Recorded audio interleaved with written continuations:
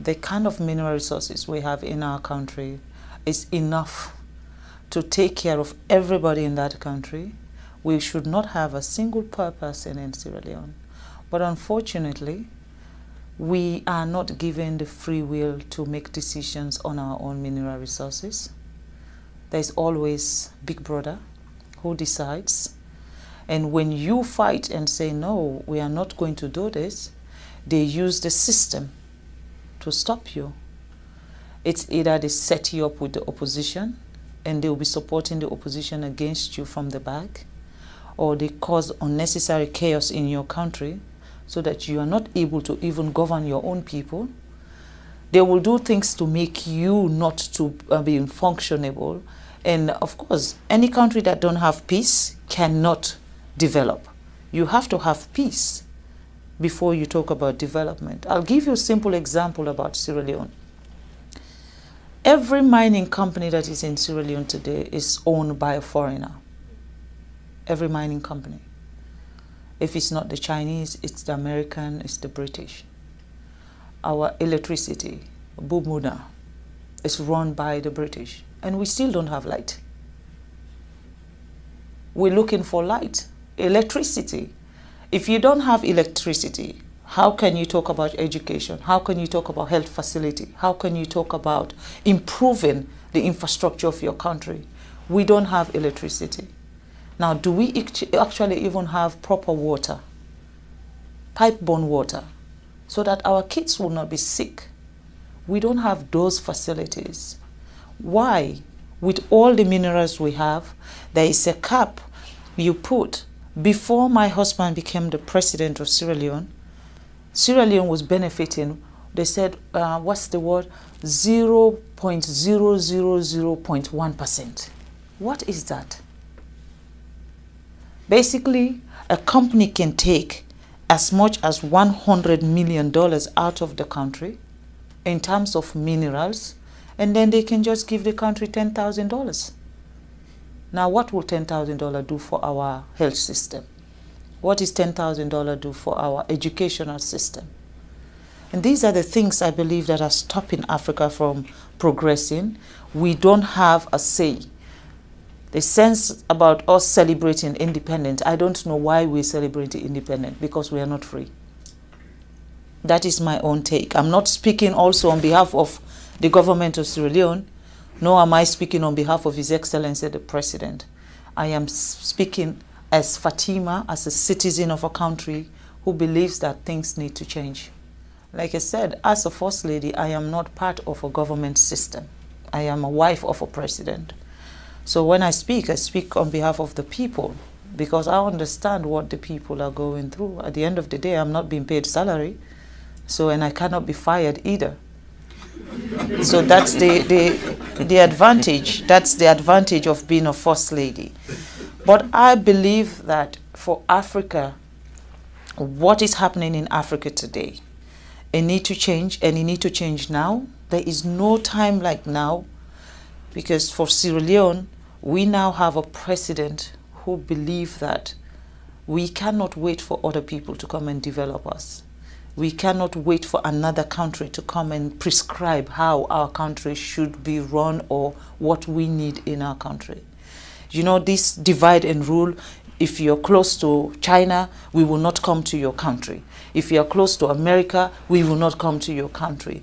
I mean, the fight that is between England, Europe, America, China, Russia is not a Sierra Leone fight.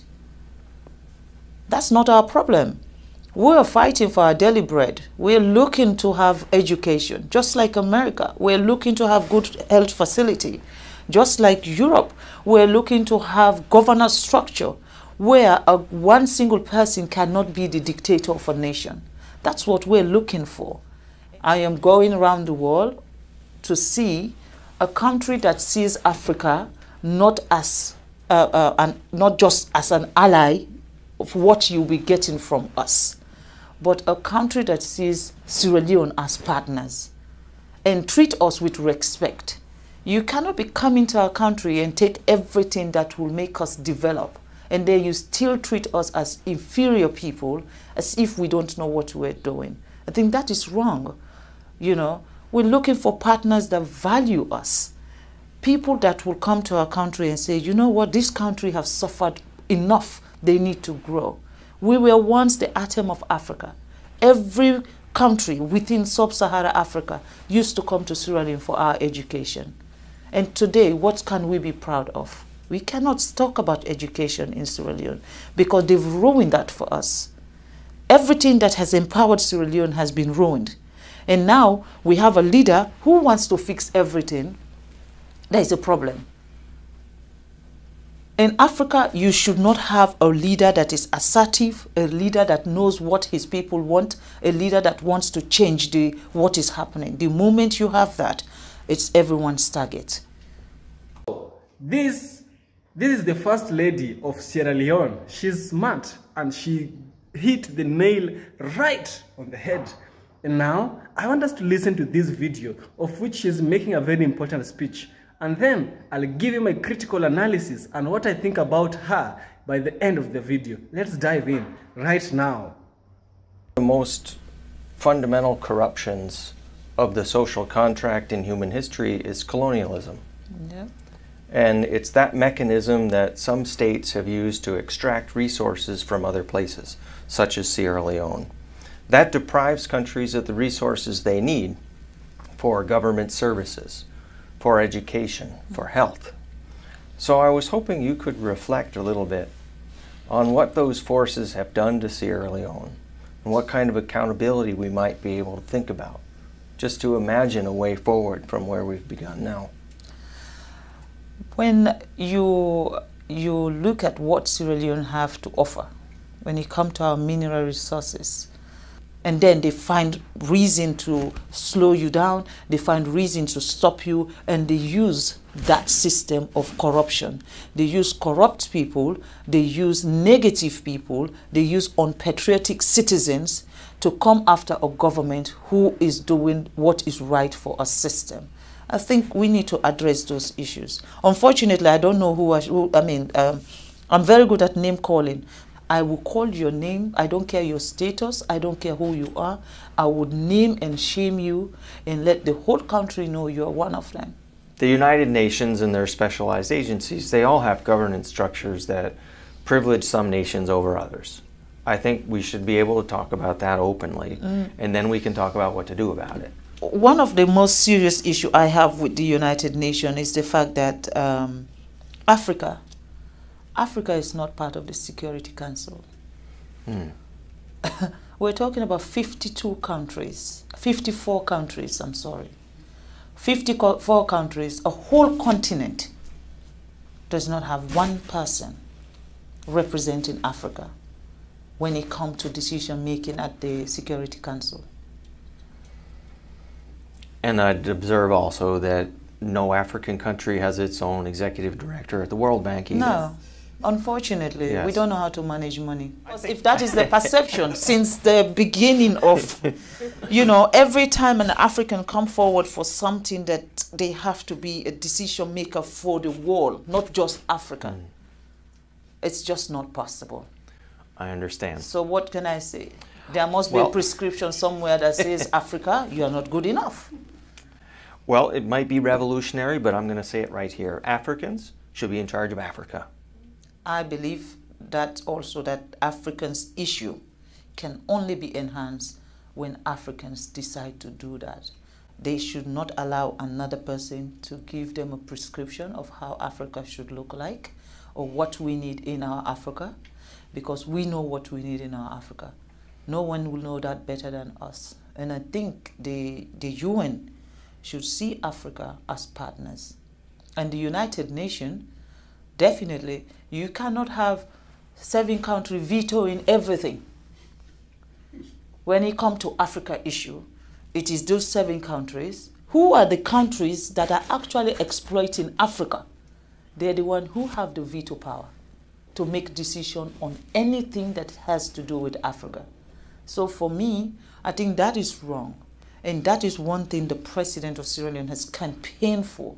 And this year, Sierra Leone is now a non-permanent member at the United Nations. But yet still, we don't have a veto power. But we're there. At least we're getting closer. And in these 2 years, our mission is to get the United Nations to see Africa not as one country. Because that's the mistake they do. When you say I'm from Africa, they say, oh, you're from Nigeria. I said, no, Nigeria is one country in Africa. You know, we have 54 countries in Africa. So see us as a continent that also, what we offer to the world, Europe does not have it. What Africa gives to the world, Europe don't have it, America don't have it, Asia don't have it. Because we are not mining in China, we are not doing any mining in America or mining in Europe. But they're doing it in every part of Africa. Not just Sierra Leone, go to Democratic Republic of Congo, go to Botswana, go to Angola, go everywhere there is mineral resources. So, I don't know, maybe you might have not heard this, but the president of Sierra Leone, his wife just made a very, very powerful speech, which I believe every African, child, father, mother, grandfather, grandmother, everyone should listen to this. We all know that the stability, the political stability of many of these West African states has not been so good for the longest time possible. Because remember, Sierra Leone, even though it was not colonized, because after the slaves were released from USA, after it was made illegal to have slaves, some slaves were returned back to the continent. And the slaves who were returned to the continent were brought to countries such as Liberia, which means liberty, and Sierra Leone. Sierra Leone and Liberia and Ethiopia are the only African countries which were never colonized. However, the French did not care about this. The French government, back then, up to now, still forced themselves and they found entry into these particular African countries. For today, we are going to use the subject of Sierra Leone.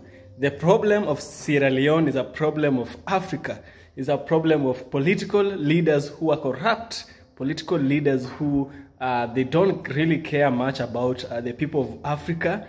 All they care about is themselves. They open their Swiss bank accounts over there where they do their business.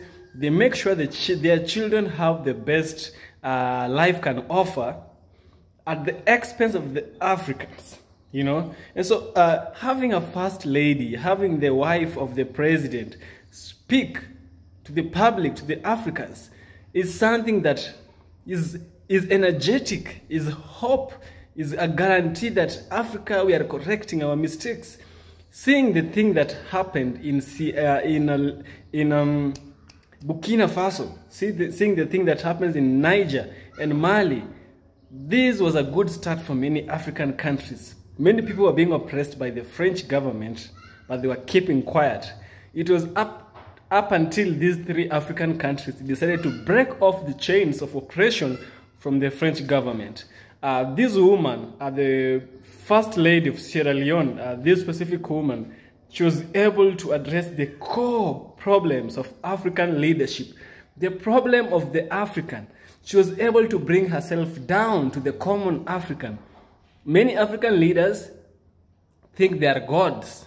Many African leaders, as PLO Lumumba puts it, they are demigods. An African leader will travel with the 10 cars. And where he's traveling at, we have a child not even having shoe.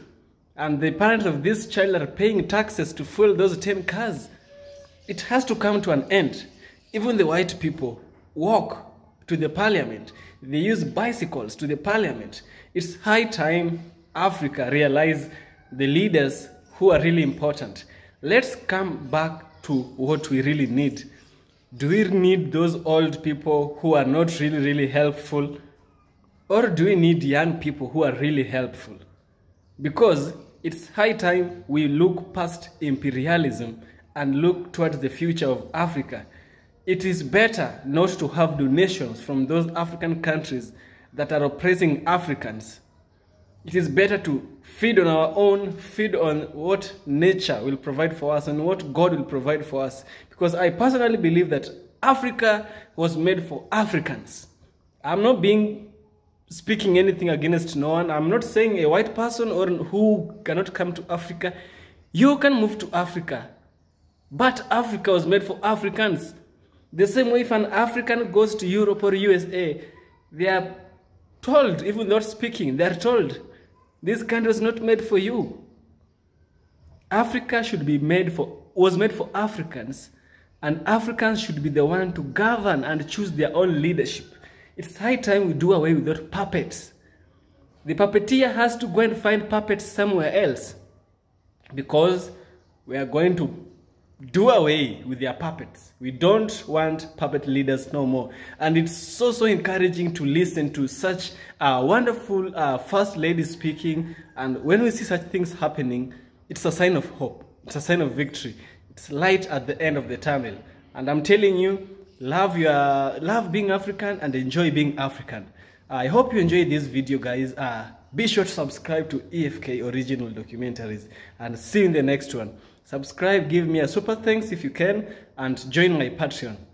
Thank you so much. Enjoy being African.